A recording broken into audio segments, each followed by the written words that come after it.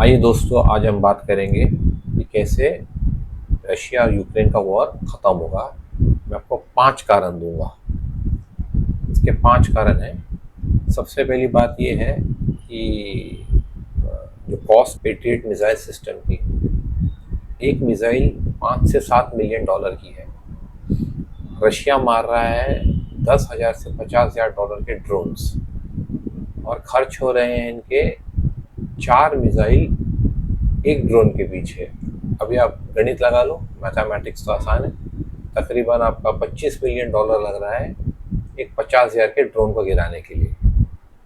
सोचिए, 50,000 डॉलर का ड्रोन और उसके सामने 25 मिलियन डॉलर की मिसाइल्स।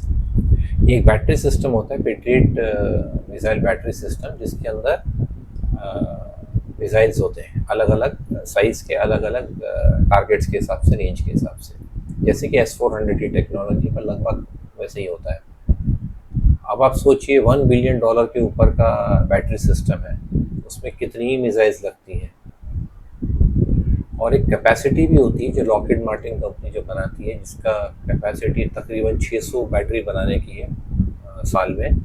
और तो कितना सप्लाई दे सके। एक तो इसराइल ईरान वॉर भी हुआ, वहाँ पे भी पेट्रियट मिसाइल सिस्टम लगे जहाँ पे डिफेंस में काम आए थे, और वहाँ पे भी काफ़ी मात्रा में फेल हुए हैं, क्योंकि हाइपरसोनिक मिसाइल को ये पियर्स नहीं कर पाते हैं। और इतने ड्रोन्स आते हैं, उसके पीछे कितने ही मिसाइल्स खर्च हो जाते हैं। तो इसराइल ईरान वॉर में जितना मिसाइल लग गए हैं, तो उतनी प्रोडक्शन नहीं, उतनी सप्लाई नहीं पीछे से। डोनाल्ड ट्रंप ने खुद भी कहा है कि हमको अभी 1 साल लगेगा इतनी सप्लाई देने के लिए, बिकॉज और भी बहुत बातें होती हैं, इतना ही नहीं, क्योंकि बाकी कंट्रियों को भी सप्लाई देना है, जैसे और भी यूरोपियन नेशन, उनको भी अपनी सिक्योरिटी देखनी है।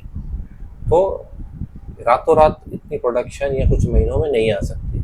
तो अब ये दो बातें हो गई, एक तो खर्च ज़्यादा हो रहा है और दूसरा सप्लाई कंस्ट्रेंट है। तीसरी बात आ रही है, जो डेड बॉडी एक्सचेंज हो रही है यूक्रेन और रशिया के बीच में, उसका रेशियो है 1000 to 19।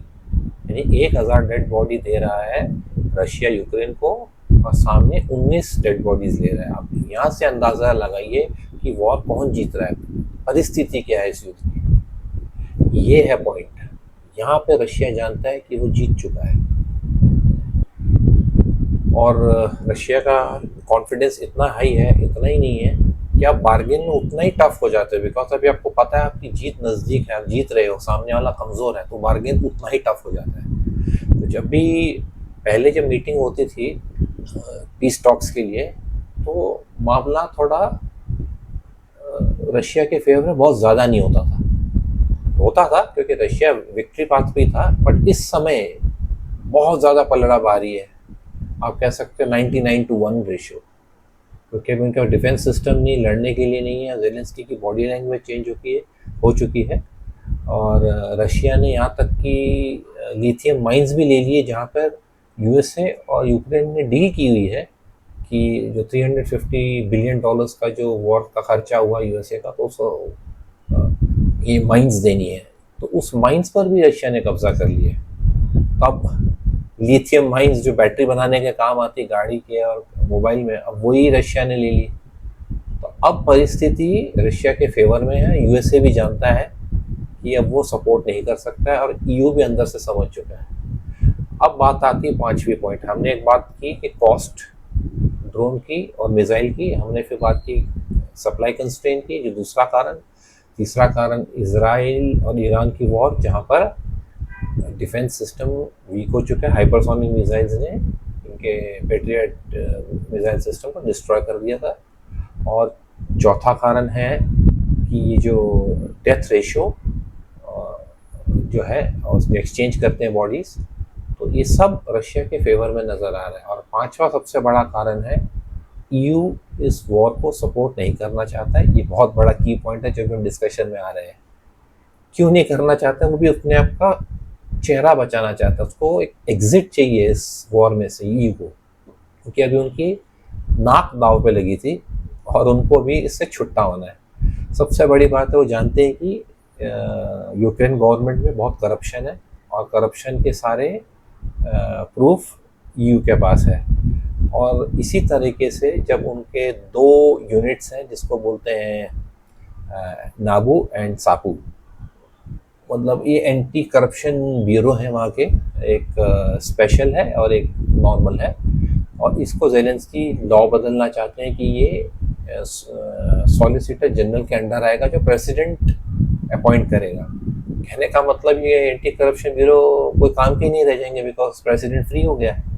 उसके अगेंस्ट या उसके मंत्री या उसके जो भी फेवरेट लोग हैं उसके अगेंस्ट पे प्रोसिक्यूशन ही नहीं हो सकता। यहाँ तक कि जो officers in anti corruption bureau में उनको भी रोका जा सकता है, उनके अगेंस्ट भी कार्रवाई हो सकती है। तो ऐसे कुछ लॉ उन्होंने बदलाव लाए हैं जिसके कारण सारा यूक्रेन इकट्ठा हो गया, गवर्नमेंट के अगेंस्ट लोग नारे लगा रहे हैं।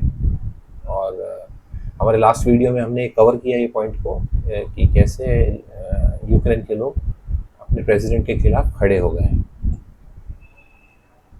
अब हमारी बात थी कि ईयू कैसे एग्जिट लेना चाहता है। अब ज़ेलेंस्की समझ चुके हैं कि ईयू इसको करप्शन के केस में फंसाएंगे, तो वो उसको भांप लिया उन्होंने। इससे पहले कि कुछ हो उन्होंने अपने कंट्री का लॉ ही बदल दिया। तो अपने कंट्री का लॉ बदलने में वो अपने फेवर में हर चीज़ करवाना चाहते हैं, तो ये तो बात क्लियर है। अब ईयू का ऐसा एक लॉ है या उनका एक सिस्टम है कि आपको ईयू में आना है तो आपको ये कुछ रूल्स हैं, जिसमें से ये एक एंटी करप्शन के जो लॉ लाए थे तो उसको इम्प्लीमेंट करना होगा और वो रहेगा और उसको चेंज नहीं कर सकते। और इसी बेस पे यूक्रेन को ईयू की मेंबरशिप नहीं मिलेगी। तो अब हो गया खटपट यूक्रेन और ईयू के बीच में। ईयू अपना हाथ साफ करके निकलना चाहता है इस वॉर से, क्योंकि वो समझ चुके हैं अब रशिया का पलड़ा भारी है।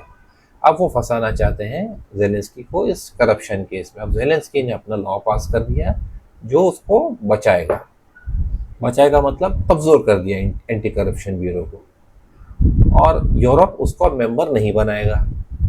अब फंस गए ज़ेलेंस्की।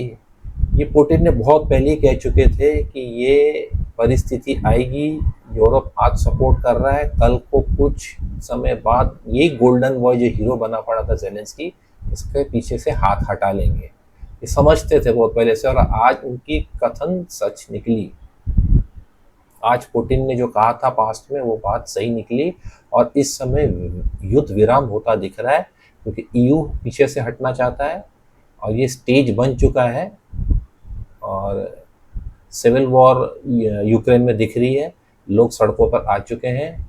ये जो करप्शन लॉ जो पास हुआ है उसके अगेंस्ट पे लोग खड़े हो चुके हैं, और यूरोप इसको हवा देगा, पीछे से इसको हवा दिया जाएगा सोशल मीडिया में, और ज़ेलेंस्की को छोड़ के भागना पड़ेगा यूक्रेन, या उनको पुतिन की टर्म्स सारी माननी पड़ेगी और पीस टॉक्स को ख़त्म करना पड़ेगा। कहीं तो ख़त्म करना पड़ेगा, चाहे उनके फेवर में ही क्यों ना हो। अब पुतिन का पलड़ा बहुत भारी है, जैसे कि मैंने कहा 99:1 का रेशियो आ चुका है। तो ये 5 कारण हैं बहुत बड़े कि युद्ध खत्म होता दिख रहा है। अगर नहीं होगा तो काफ़ी बड़ा इलाका यूक्रेन का रशिया में चला जाएगा। तो देखते हैं कुछ दिनों में क्या होता है। नमस्कार, थैंक्स फॉर वॉचिंग। आपकी सपोर्ट हमें और बेहतर जानकारी लाने के लिए प्रेरित करती है। लाइक करें, शेयर करें और सब्सक्राइब करना न भूलें। फिर मिलेंगे अगले वीडियो में।